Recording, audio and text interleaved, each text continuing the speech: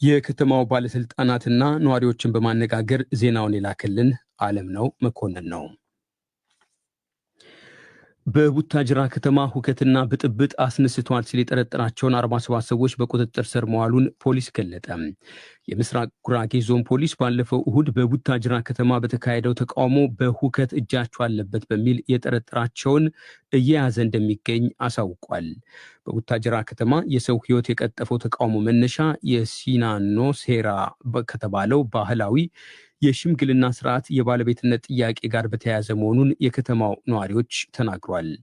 የሽምግልና ስርዓቱ የባለቤትነት ጥያቄ የተነሳው የቤተ ጉራጌ አካል በሆኑት የመስቃንና የዶቢ ማህበረሰብን እንወክላለን በሚሉ ወጣቶች መካከል መሆኑንም ነዋሪዎች አስረድቷል። የሶስት ሰዎች ሕይወት ካለፈበት ከእሁዱ ተቃውሞ በኋላ በአሁኑ ወቅት ከተማይቱ ሙሉ በሙሉ ወደ መደበኛ እንቅስቃሴ መመለሷን የከተማው ነዋሪዎች መናገራቸውን የሐዋሳ ወኪላችን ሸዋንግዛው ወጋየው ዘግቧል።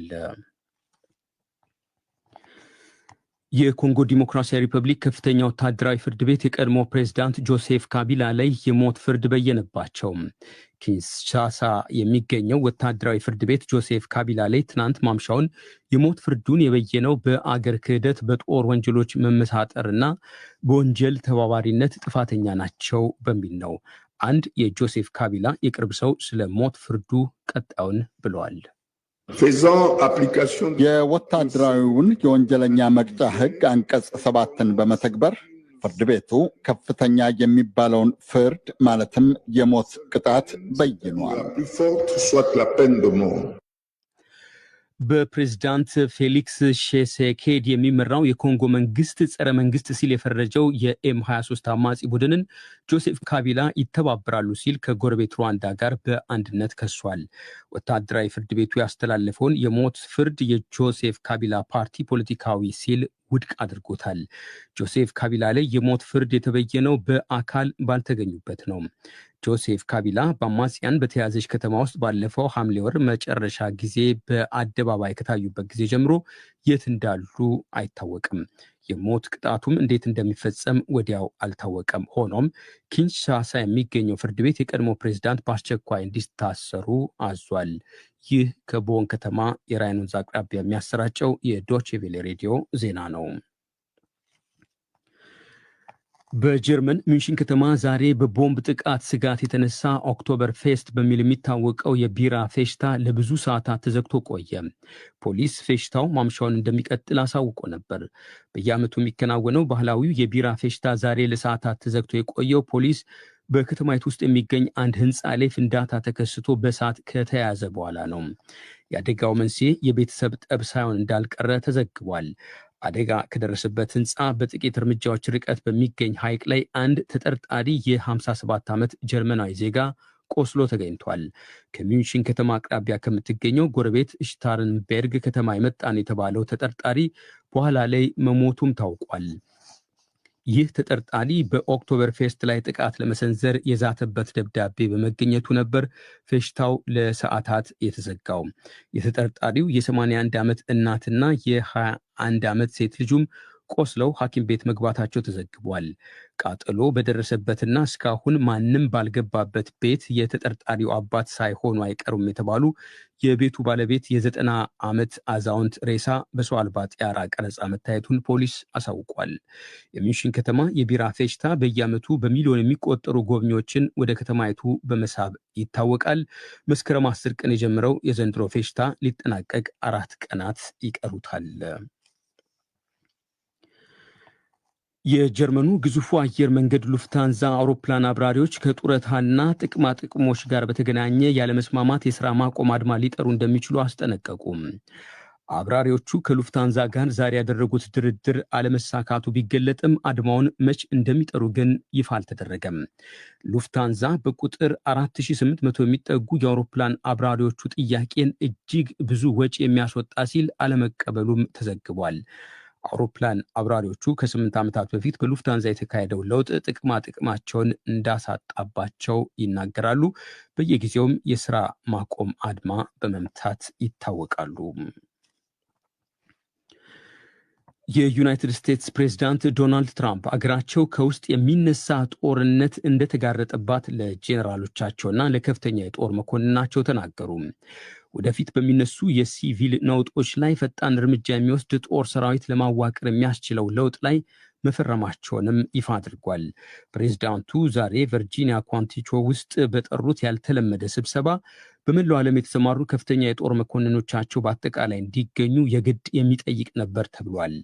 ዶናልድ ትራምፕ ለጄኔራሎቻቸው የውጭ ሀገራት ድንበሮችን ለማስጠበቅ በትሪሊዮን የሚቆጠር ዶላር እንዳፈሰስ ነው ሁሉ በእናንተ እርዳታ የሀገራችንን ድንበር እንከላከላለን ማለታቸውም ተዘግቧል። ስብሰባውን ያስጀምሩት የፔንታጎን ኃላፊ ፔቴ ሄግሴት በዘር በጾታ ኮታና ታሪክን በማጣቀስ ሲሰጡ የነበሩ ወታደራዊ ሹመቶች ስህተት እንደነበሩ በመጥቀስ ማሻሻያ ይደረጋል ብሏል። በዋናነት የዘር ልዩነት፣ የጾታ ኢእኩልነትና የግብረ ሰዶም መብቶች ላይ የሚያተኩረው በእንግሊዝኛው ዎክ የተሰኘውን ቃል በመጥቀስም የዎክ ሚኒስተር ሆነናል ሲሉ በመሳለቅ የቨርጂኒያውን ስብሰባ አስጀምሯል። የሰቡ ጄኔራሎች ሲሉም አንዳንዶችን ወርፏል። ኃላፊው የዩናይትድ ስቴትስ መከላከያ ሚኒስትርን ስያሜ በቅርቡ ወደ ጦር ሚኒስተርነት ቀይረውታል። ፔቴ ሄግሴት በፕሬዝዳንት ዶናልድ ትራምፕ የዩናይትድ ስቴትስ የጦር የለውጥ ሂደት ግንባር ቀደም አራማጅ መሆናቸው ይታወቃል። ይህ ዶቼ ቬሌ ሬዲዮ ነው።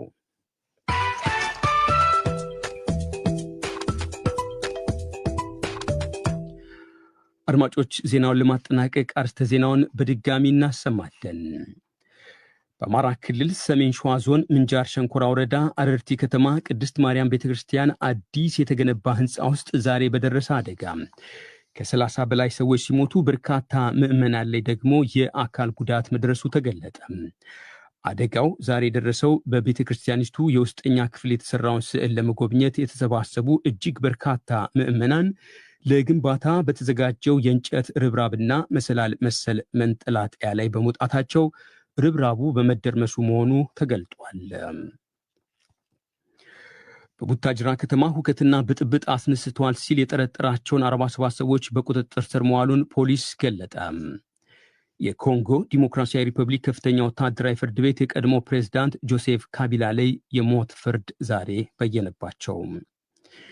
በጀርመን ሚንሽን ከተማ ዛሬ በቦምብ ጥቃት ስጋት የተነሳ በጀርመንኛ ኦክቶበር ፌስት በሚል የሚታወቀው የቢራ ፌሽታ ለብዙ ሰዓታት ተዘግቶ ቆየ። የዩናይትድ ስቴትስ ፕሬዝዳንት ዶናልድ ትራምፕ አገራቸው ከውስጥ የሚነሳ ጦርነት እንደተጋረጠባት ለጄኔራሎቻቸው እንዲሁም ለከፍተኛ የጦር መኮንኖቻቸው ተናገሩ። ዜናው በዚያ በቃ። መልካም ጊዜ። ጤና ይስጥልኝ። ለዓለም ዜናው ማንተጋፍቶ ስለሽን አመሰግናለሁ። ወደ ዜና መጽሔታችን እናመራለን። የዜና መጽሔት ቀዳሚው የዜና መጽሔታችን አዲስ አበባ ውስጥ ያቆየናል። የኢትዮጵያ መንግስት ህገወጥ ሰዎች ዝውውርን ለማስወገድ የተቀመጠውን ዝቅተኛ መስፈርት ሙሉ በሙሉ ባያሟላም ያንን ለማድረግ ከፍተኛ ጥረት እያደረገ ነው ሲል የዩናይትድ ስቴትስ መንግስት ያወጣው ዓመታዊ የሀገራት የዘርፍ ሪፖርት አመለከተ። መንግስት ካለፈው የሪፖርት ጊዜ ጋር ሲነጻጸር በጎ ጥረቶችን አሳይቷል ያለው ይህ ኢትዮጵያን የተመለከተው ዝርዝር ሰነድ በዚህ ምክንያት ኢትዮጵያ በደረጃ 2 ላይ ትገኛለች ብሏል። በህገወጥ የሰዎች ዝውውር ወንጀለኞች ላይ ክስ ማቅረብንና ጥፋተኛ ማድረግን ጨምሮ የመንግስት ህግን የማስከበር እንዲሁም ህግን የማውጣት ጥረቶችን ለዚህ ማሳያ አድርጎ ጠቅሷል። ሰለሞን ውጬ የኢትዮጵያ መንግስት የህገወጥ የሰዎች አዘዋዋሪዎች ጠቋሚዎችን ለማጣራት ጥረቱን ጨምሯል ያለው የአሜሪካ መንግስት ዓመታዊ ሪፖርት ተጎጂዎችን ለመለየት የተደረገው ስራ በወንጀል ምርመራ ያለውን ትብብር ለማሳለጥ አዲስ የሰራተኛ ቁጥጥር መመሪያ መዘጋጀቱንና ሌሎች አዎንታዊ እርምጃዎችን ጠቅሶ ነው የኢትዮጵያ መንግስት ህገወጥ የሰዎች ዝውውርን ለማስወገድ የተቀመጠውን ዝቅተኛ መስፈርት ሙሉ በሙሉ ባያሟላም ያንን ለማድረግ ከፍተኛ ጥረት እያደረገ ነው በማለት የደመደመው። ይህንን ሪፖርት በሚመለከት አስተያየታቸውን የጠየቅናቸው ንጋት ግሎባል ኢኒሼቲቭ የሚባል በዘርፉ ላይ የሚሰራ ድርጅት መስራችና ኃላፊ አቶ ዳንኤል መለሰ የአሜሪካ መንግስት በኢትዮጵያ በኩል ችግሩን ለመግታት የሚደረገውን ጥረት እውቅና ሰጥቶታል ማለት ይቻላል ብለዋል። ታየር 2 የሚባለው ደረጃ መጥፎ የሚባል ደረጃ አይደለም። በሰው የመነገድ ወንጀል መንግስት ያስቀጣቸው የህግ ኬዞች፣ እንደገና ጉዳዩን ለመከላከል ያወጣቸው ህጎች፣ የፖለቲካል ዊሉ በርካታ ነገሮች ታይተው ነው ይሄ ደረጃ የሚወጣው። በጣም ቆንጆ የሚሆነው ታየር ዋን ላይ ብንሆን ነበር። ሚኒመም መስፈርቶቹን ያሟሉ አገሮች የሚቀመጡበት ማለት ነው። ሁለተኛውም ግን መጥፎ አይደለም። ፕሮግረሱን የአሜሪካ መንግስት ሪኮግናይዝ አድርጓል ብሎ መውሰድ ይቻላል። አቶ ዳንኤል መለሰ እንደሚሉት የሰዎች ዝውውር የሚቀር ጉዳይ አይደለም። አሁን ባለው ሁኔታ ወደ መካከለኛው ምስራቅና ወደ ደቡብ ምስራቅ ኤሽያ የሚደረጉ ህገወጥ የሰዎች ዝውውሮች አሉ ሲሉም ችግሩን ለመቅረፍ አሁንም ድጋፍ እንደሚያስፈልግ መመልከታቸውን ገልጸዋል። ዋና ዋና ገፊ ምክንያቶችን የተጠየቁት ባለሙያው ኢኮኖሚ ወይም በቂ የስራ ዕድል አለመኖር አንዱ መሰረታዊ ችግር ሲሆን ወጣቶች ውጭ ሀገር ሄደው ለመስራት የሚደፍሯቸውን ስራዎች እዚህ ለመድፈር አለመሞከር ሌላኛው መሆኑን ጠቅሰዋል። በሌላ በኩል ለህገ ወጥ አማራጮች በር የሚከፍቱ የተንዛዙ አሰራሮች መኖርና መንግስት ህጋዊ የስራ ስምሪት ውል የፈረመባቸው ሀገራት ቁጥር 7 ብቻ መሆናቸውም ሌላኛው ምክንያት መሆኑን ጠቁመዋል። የአሜሪካ መንግስት ባወጣው ሪፖርት የሀገር ውስጥ ህገ ወጥ የሰዎች ዝውውር ሴቶችን በቤት ሰራተኝነትና በወሲብ ንግድ ወንዶችን ለጉልበት ብዝበዛ እየዳረገ መሆኑን ዘርዝሯል። ሪፖርቱ ካስቀመጣቸው ምክረ ሀሳቦች መካከል በውጊያም ሆነ በድጋፍ ተግባር ላይ ጨምሮ ህጻናትን በህገወጥ መንገድ መመልመል ወይም እንደ ወታደርነት ለመጠቀም ማፈንን ወይም ማሰርን ማቆም ይገባል የሚለው ይገኝበታል። ህገወጥ የሰዎች አዘዋዋሪዎችን አጥብቆ በመመርመር ለህግ ማቅረብ፣ እስርን ጨምሮ በቂ ቅጣት መጣል፣ ስልጠናን ማስፋፋት፣ ለተጎጂዎች ተገቢ እንክብካቤ ማድረግ፣ ለባህር ማዶ ተጓዥ ሰራተኞች የቅድመ ጉዞ ስልጠና መስጠት፣ የመዳረሻ ሀገሮች ጋር ያሉ ተጨማሪ የሁለትዮሽ የስራ ስምምነቶችን መፈረም የሚሉትም ይገኙበታል። የሀገር ውስጥ ህገወጥ የሰዎች ዝውውር ችግር ግን በዚያው ልክ ከፍተኛ መሆኑን አቶ ዳንኤል ገልጸዋል። ዘመድ ጋር በመላክ በጓደኞች ትውውቅ ልጆች በከፍተኛ ሁኔታ እነዚህ ከተማና ከተማ ቀመስ ወደሆኑ አካባቢዎች ይመጣሉ። ስለዚህ የትምህርት ዕድል አይሰጣቸውም። የቤት ውስጥ ሰራተኛ ሆነው ይቀራሉ። ስለዚህ ይሄ ጉዳዩ በጣም ከፍተኛ ነው። ከሀገር ውጭ በችግር ላይ የሚገኙ የህገወጥ የሰዎች ዝውውር ሰለባዎችን ለመመለስ በኢትዮጵያ የውጭ ጉዳይ ሚኒስቴር በኩል የተደረጉ ያላቸውን ጥረቶች በአዎንታ የጠቀሰው የአሜሪካ መንግስት ዓመታዊ ሪፖርት በህገወጥ የሰዎች አዘዋዋሪ ወንጀሎች ውስጥ ሙስናና ግልጽ ተባባሪነት አሁንም አሳሳቢ ጉዳዮች ናቸው ብሏል።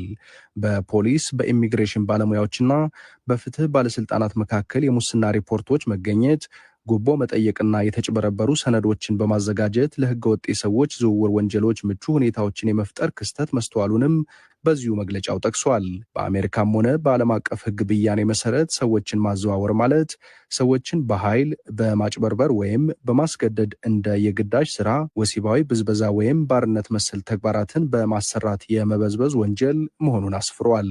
ለዲደብሊው ሰለሞን ሙጬ ነኝ ከአዲስ አበባ። ሁለተኛው ዘገባ ወደ መቀሌ ይወስደናል። የአፍሪካ ህብረትን ጨምሮ የዓለም አቀፍ ማህበረሰብ የፕሪቶሪያ ውል እንዲፈጸም ኃላፊነታቸው እንዲወጡ ህወሓት ጠየቀ። ህወሓት የሰላም ስምምነቱ ባለመከበሩ ህዝባችን አደጋ ላይ ነው ብለዋል። ህወሓት ያሰራጨውና ለዓለም አቀፍ ማህበረሰብ ጥሪ የሚያቀርበው መግለጫ እንደሚያመለክተው የፕሪቶሪያ ስምምነት ባለመተግበሩ የትግራይ ህዝብ በተለይም ተፈናቃዮች ለከፋ ሁኔታ ተዳርጓል ሲል ይዘረዝራል። የኢትዮጵያ መንግስት የገባውን ውል አለማክበር ብቻ ሳይሆን በተቃራኒው እየተንቀሳቀሰ ነውም ብሏል።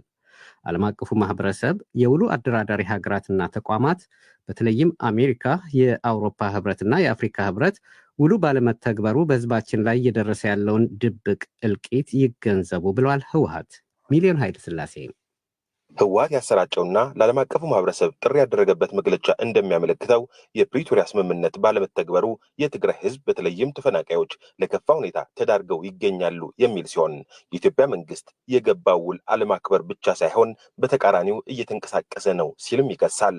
ዓለም አቀፉ ማህበረሰብ፣ የውሉ አደራዳሪ ሀገራትና ተቋማት በተለይም አሜሪካ፣ አውሮፓ ህብረትና አፍሪካ ህብረት ውሉ ባለመተግበሩ በህዝባችን ላይ እየደረሰ ያለው ድብቅ እልቂት ይገንዘቡ ብሏል። ህወሓት በመግለጫው የፕሪቶሪያ የሰላም ስምምነት አፈጻጸም የሚገመግመው የአፍሪካ ህብረት ፓናል እንዲጠራ በተደጋጋሚ መጠየቁ ያነሳው ህወሓት ለዚህ ጥያቄም አዎንታዊ ምላሽ እንዲሰጠው ጥሪ አቅርበዋል። ህወሓት ሰሞኑን የምሁራን መድረክ ብሎ ባዘጋጀው ስብሰባ የተናገሩት የፓርቲው ስራ አስፈጻሚ ኮሚቴ አባል ዶክተር አብርሃም ተከስተ የፕሪቶሪያ ውል እንዲፈረም ሚና የነበራቸው አካላት ውሉ እንዲፈጸም ጫና በመፍጠር ረገድ የሚጠበቅባቸው አልተወጡም ብለዋል። ፍትሐዊ ያልሆነ ሁኔታ እየቀጠለ እንዳለ ለዓለም አቀፉ ማህበረሰብ አባላት ስንገልጥላቸው ይረዱናል ያሉት ዶክተር አብርሃም ተዋስተ፣ ይሁንና ይበልጥ ጫና ለመፍጠርና ትኩረት ለማግኘት የውስጥ አንድነት ያስፈልጋል ሲሉ ተደምጠዋል። ዘይፍትሐዊ ተአሽሙ ክነብረህሎም ከለና ክንገልጸሎም ከለና ይፈልጡ እዮም። ፍትሐዊ ያልሆነ ሁኔታ ስንነግራቸው ይረዱናል። ስለዚህ መፍትሄው ታዲያ ምንድን ነው ካልን የእኛ ጥንካሬ ነው የሚወስነው። ከውስጥ ስንጠነክር እነሱ ያነጋግሩናል፣ ሁኔታውን ለመረዳት ይመጣሉ፣ እናግዛለን ይላሉ። ለዚህ ነው የውስጥ አንድነት መፍጠር አለብን